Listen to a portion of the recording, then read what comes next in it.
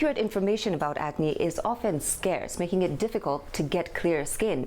So on the show today, our experts will be helping us understand acne and how it is that we can manage it. This is the Skin Therapy Show, and my name is Joey Muthengi. Our guests on the show today will be Mori Nyaga and Rispa Gaku. Let's get started. So today on the Skin Therapy Show, as you can see, we have a very colorful show. Some lovely ladies who are bright and happy to be here, I hope. I'd like you guys to start with introductions and just tell us a little bit about what you do. So we'll start here. My name is Mori Nyaga. I'm a skincare therapist at Thrive Beauty and Spa. Okay. Yeah, and a skincare consultant as well. Glad to have you here. Yeah, thank you. All right. My name is Rispa Gaku. I'm an exclusive distributor for Anubis Cosmetics. It's a brand from Spain, and it's been in Kenya since 2017. Okay. Well, welcome to the show. I'm so happy to have you both here. I'm sure we're going to learn a lot. We're talking about acne today. Yes. And, you know, for people watching at home, a lot of people, when they hear acne, they're thinking pimples. So maybe we can start with the definition of what acne actually is. Acne is actually pimples. Some of the symptoms of acne is pimples, but most people don't understand what it is. It's hair follicles plugged on the pores and accumulation of too much oil on the dead skin. Yeah. Okay. Do you have an additional definition? Exactly what she said. Sometimes you can describe it as without the deep term. The rash or the pimples on the skin, especially those people with oily skin, they tend to have a very rough pimples and kind of a rash, bigger than a smaller rash. Yeah, we also call that acne. Yeah, and you talked about people with oily skin, because I know there's different types of skin, and maybe we can talk about that and how prone different types of skin are to acne. There's, again, you're the experts. Yeah. You can tell me the types of... There's so many types of skin. There's the oily skin, which is more prone to acne. There's combination, which is also prone to acne, because you find some parts of the skin are oily and the others are dry. And there's a dehydrated skin as well. And there's a normal skin. A dehydrated skin can also get acne, because some parts are very dry, others are very oily. Yeah. Okay. So if you have one skin type or another, are you able to change your skin type? Is that something, like if I have oily skin and I'm like, well, I don't want to be prone to acne, can I switch over? Is there a product that can do that for me? Yeah. Mostly you're supposed to use the products which are basically made for oily skin. Like when you go to the supermarket or to the shops, you see different kinds of products. Some are written combined, normal skin, just like you see for dry skin, for sensitive skin. You're supposed to use different kinds of products which is suitable for your skin. For example, if you have an oily skin, it means during the day you keep wiping your face so many times. You have like oil which is oozing out of your skin. Yeah, you're sweating a lot. So for that kind of skin, you're supposed to use, the facial wash that you use should be for drying that oil. Say the toner that you use also should be able to dry that oil. Yeah. For example, if you have an oily skin, you cannot put heavy creams or heavy jellies like the normal petroleum jelly or coconut oil. Yeah. It's so heavy, you'll be sweating. Yeah, so it's good to use the right products that you're supposed to use. Yeah. If it's oily skin, you use something for oily skin, which basically dries your skin. If you have a dry skin, you're supposed to use something that moisturizes or dehydrates your skin. Yeah. And you can find all of this out through some type of test, I'm assuming. Yes, exactly. And again, to add on the types of skin, whether which skin is prone to acne, anybody can get acne. Yeah, if you're having hormonal imbalance, if you're having stress, if you've eaten some kind of heavy protein, anybody can get acne. Protein, you say? I thought it was just oily foods. No. What happens is, of course, too much of everything is poisonous. Yeah. So you can consume your protein, but don't overdo it. Just in moderate. Everything in moderation. Yeah. It can control everything. Because, you know, there's been certain diets out in the market, you know, in recent years where they're saying it's eat more protein, less starch, you know, and lose weight that way. But that can also be detrimental to your skin. There's that amount that your body can take. Like, for example, you cannot eat the kienyeji eggs Like every day you're eating four eggs. Yeah, once in a while you get probably a pimple on your skin, any part of the body. Yeah. Yeah, so it's interesting. Excess of everything is dangerous. Yeah. So when we look at our faces as they are there certain areas that are more prone to acne? Yes. You don't get acne like the entire part of your skin. Yeah. The forehead, the cheek area, the chest, the back, it's more prone to acne because that is where oil is more accumulated on your body and on your skin. That's interesting. I hadn't thought about this area and the back as well. It happens, yeah. Okay. And so, you know, I gather a lot of oil right here. They call it what, the T-zone? Yes. Yeah. Why is that? It's normal to everyone. It's normal? Yeah, it's normal. Okay. I was worried. There's an accumulation of sebaceous glands on those areas. On the T-zone. Yeah. Yeah. So the type of acne that you get on your face, is it the same type of acne that you're getting on your back or your... It depends on how severe it is, let's say on the chest, on the face, or the back. It depends. It can be more severe on the chest and less on the face.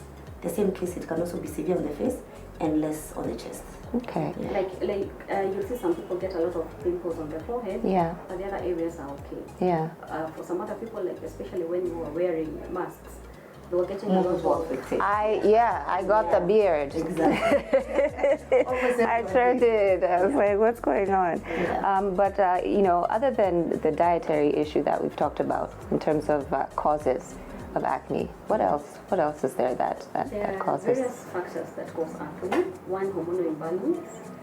For example, when women are going through menopause, there's a lot of hormonal imbalance happening in their body. So that tends to give them acne. They may get acne on the chest, they may get acne on their face.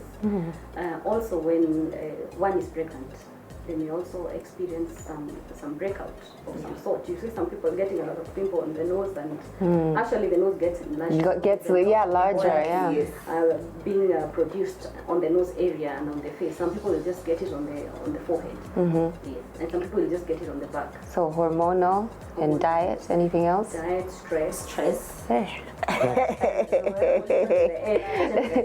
Like you're likely to get more people with acne in Mombasa where it is humid and hot. Right. Then you get it in a place which is dry. So the skin is not able to breathe. Exactly. Yeah. Okay, interesting. And I understand there's different types of acne. Yes, they are.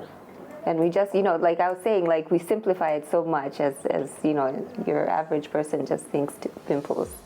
But it's much more complicated than that. Definitely. I say try and understand all types of acne. There is the vulgaris acne, which is more inflamed pimples and they're very tender and redness. And then there is a cyst. You just need to know, visit a consultative place where you get to talk one-on-one with your therapist and get to understand what kind of acne are you suffering from. Yeah. So you need to understand first before you start to treat. It's not so severe, so you just get an oily skin with some bit of rash or funny pimples all over the face. Yeah. Somebody else will get those big pimples with white pus, like, you know, pimples very big and very red and with white pus inside. That one we call cystic acne, and that one the best treatment to have is to see a dermatologist who will prescribe different types of medicine. They may prescribe, say, antibiotics. Well, this is a very complicated topic, and I'm glad you two ladies are here to take us through it. We're going to take a short break, but when we come back, our guests are going to demonstrate how it is that they manage acne and this condition. We have a model who we're going to perform something on. They'll tell us more after this short break. We'll be right back.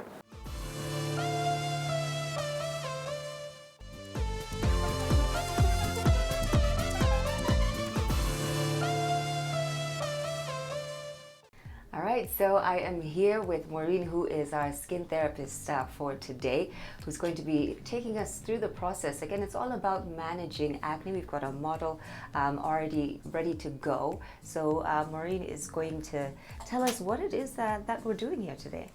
We're doing a demonstration of how to manage acne at a spa. Okay. So we're going to be doing a chemical peel, which we talked about earlier. Yeah. It's an exfoliation treatment. Remember we said we don't get to scrub our faces Yeah. with the scrub that we're used to. Yeah. That has too much enzymes. Yeah. So the chemical peel, it's more of gentle exfoliation Okay. of dead skin cells. Okay. Yeah. Yeah. And normally, how long would this procedure take? About an hour. About an Yeah, hour. about an hour. Yeah. It And should this actually is- take an hour. Yeah, right. And this is specifically for acne. Yes. All right. Yeah. Is it safe for anyone? Pregnant women? It's safe for everyone. Okay. It's safe for everyone. Okay. Yeah. All right. So tell us how this all works then. So you start off with makeup removal. You remove her makeup. If your client has makeup or not, Yeah. you have to start off with a makeup removal. Just preparation of the skin. Yeah. Yeah, So it's a gentle exfoliation, exactly. as you said. What type of results are expected here? After the treatment or during the treatment? Just in the future. In What the what is she hoping to solve? To heal, Yeah. to heal the scars and to manage the acne. Yeah, those are the results that we are trying to achieve. Yeah. And mostly it's exactly like for her now, we're trying to control the production of sebum on her skin. Okay. We're not going to reduce it. We're just going to try and control. Okay. Yeah. All right. So you can just talk as you explain what you're doing. So once I go in with the makeup removal, I wipe it off. I now start cleansing the skin. Cleanse your face twice. Don't do it once. Oh, you're saying within one session? Yes. You do it twice? Even in the house. Yeah. Like when you remove your makeup, Yeah. don't cleanse your face once. Ah. Do it twice.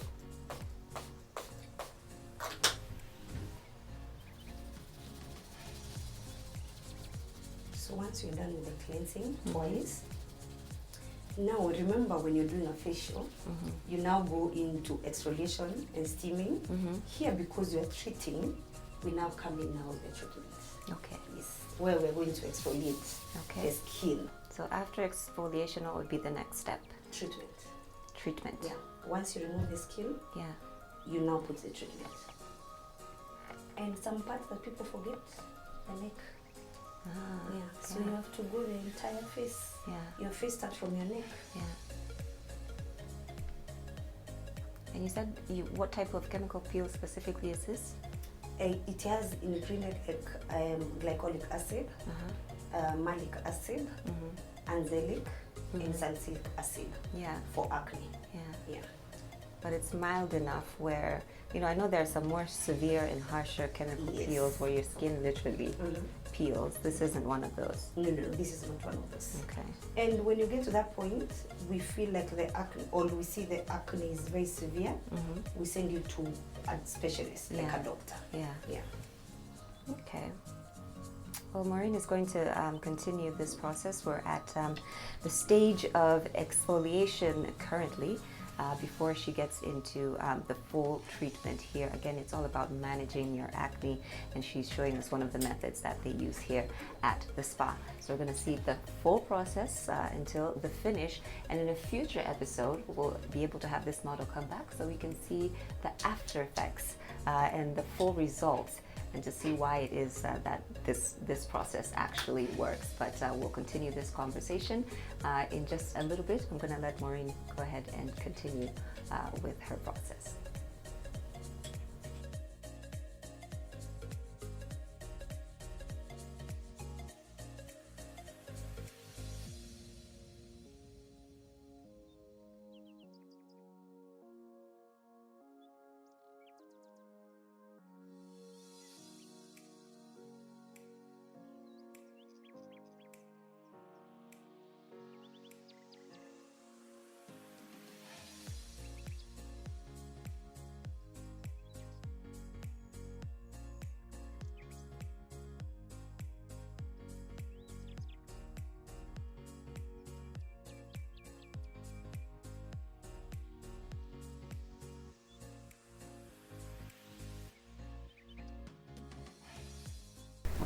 Welcome back. You're watching the Skin Therapy Show. My guests on the show today are Maureen Nyaga and Rispagaku. Thanks for that lovely demonstration, and very informative as well. So we saw real life acne and sort of management procedures as well. When is it that someone knows, okay, this is something that I can manage versus I need to see, a doctor, or are there surgical treatments? Like, what's the difference there, or is there a line? Yes, the moment you begin to see changes in your skin, say in your face, before it gets worse, it's always good to consult a doctor. For example, if it is just a rash and you can't explain why it's coming onto your face, you see, the skin is a communication mode of what is happening inside your body. Yeah, so whatever is happening inside your body first manifests itself on the skin. So the moment you see changes happening in your skin, you need to understand, why am I experiencing this? Have I used a new product lately? Am I feeling itchy? Am I feeling sensitive? Do I feel irritated on my skin? You'll be able to tell, by the signs that you're experiencing, because a rash will not just come out and stay normal. You will feel those funny irritation and itchy. If it's those big pimples, then I think it's good to seek medical help. If the doctor says you're okay, it's just a hormonal thing going on, or maybe it is something you used, then you'll be good to go. That's, I think, a mistake that we make sometimes. We listen to our friends and we listen to Google and other avenues. Like I was telling you, like during this COVID period, I got I called it a beard, but sort of pimples across this area. And then this person would tell me it's a mass, I used this, and this person would tell me it's something else, and then Google would say it's hormonal, and I was just so confused. I was like, what's going on? Because I've never had this problem before. So I tell people to take time and get to know what has really happened. It could be something that you ate, like, or you've traveled and you forgot your sunscreen. You don't run very fast to see a doctor. You just tell yourself, oh God, I went to Mombasa and I forgot my sunscreen. That's why my face is like, do an inventory. Exactly. Maybe you went somewhere, you ate too much protein. Just first learn what has happened. Give it a couple of days. I tell people, within a span of 3 days, you might know. Is it a result of something I applied, something that I ate, or 72 hours will be enough for you to decide whether you're going to see a skin therapist or a doctor. And the rate at which they are growing. If they're spreading, say for example, all over the body, if they're just on your face, if it is a certain area, you see, you can't wait until it is fully blown. It's good to understand what is it that has changed or has happened to your body. Like the rash that you get from going, say, to Mombasa, a very hot area, or from a sunburn, will normally clear, but within a week it has cleared. Okay. How do you feel about wearing makeup when you're, in the crisis, so in the midst of suffering from a bad acne breakout? It is okay to wear makeup, but choose wisely. Tell me more. Some concealers and foundation might worsen the situation. But given a point, I'll tell people, don't wear makeup. Own your skin. Walk with confidence. But I do self-esteem sometimes. Acne can give you. It can really take away your self-esteem. But try not to wear makeup as much as you can. And not to overpower it. Also. When you do, let's say you have an occasion, when you do, don't forget to wash it off. Lifestyle adjustments when it comes to acne, and we're trying to be as preventative as possible. So what would you say are some lifestyle issues that you're seeing that are causing acne and that can be avoided if possible? We can say smoking. Most people who smoke, those are toxins that you're putting in your blood and in your body. And like I said before, whatever is happening inside your body or in your blood from within first manifests itself on the skin. That's when your body, that's how your body communicates. What you're doing, these toxins are not good on the inside. That's why you're getting this, say, on your skin. So the best way is either reduce on smoking or stop smoking. Also, excessive use of alcohol sometimes damages your internal organs. The same way it will manifest itself on the skin. On the skin, yes. So another thing, you're supposed to use to drink a lot of water to hydrate your skin, and also eat a balanced diet. Yeah, that's a tough one for a lot of people. At least try to balance. Have some veggies, have some fruits, yes. Exercise. And exercise, yes. Try and burn, whatever you consume, try and burn it. Yeah. We've talked a lot about, having different products to combat different, skin issues. Choosing the right product, where do you even begin? Like, there is so much available right There's now. So much. So many people telling us, I'm going to cure you. Don't worry. I went to someone at a spa the other day and said, don't worry. Get your face back. And it just didn't work. So where do we start with that? First, I think it's good to seek a professional. Look at where you're getting the service from. Using sometimes the wrong product, it will react on you, say, in the first 1 week. There's an upsurge of these products that are coming up that it will give you a glow in 1 week or in 3 days. Your face will start glowing and brightening and all that. Anything that works that fast. Don't trust it. Yes, don't trust it. Be very patient. It's a working journey. You've had it for this whole time. Yes. You can take the time to exactly. do it right. Be very patient. I tell my client, do your research on the other hand. Come with all the questions you want to ask me. And then let's get a solution. Both of us. Maureen, Rispa, thank you so much. It's been such an educational time here. I've learned a lot, and you can definitely never learn enough when it comes to taking care of ourselves and our skin as well. So our time is up for now, but make sure you take their advice. Hydrate, exercise, and make sure that you're choosing the right products, and also start with consulting the experts. This is a Skin Therapy Show. Until next time, remember, we can keep this conversation going. We are on social media, on Facebook, on Instagram, and on Twitter at the Skin Therapy Show. If you want to contact me directly, I'm on Twitter and Instagram at Joey_Muthengi. Thank you so much for making time to join us today. I hope you've been educated, and we'll see you next time.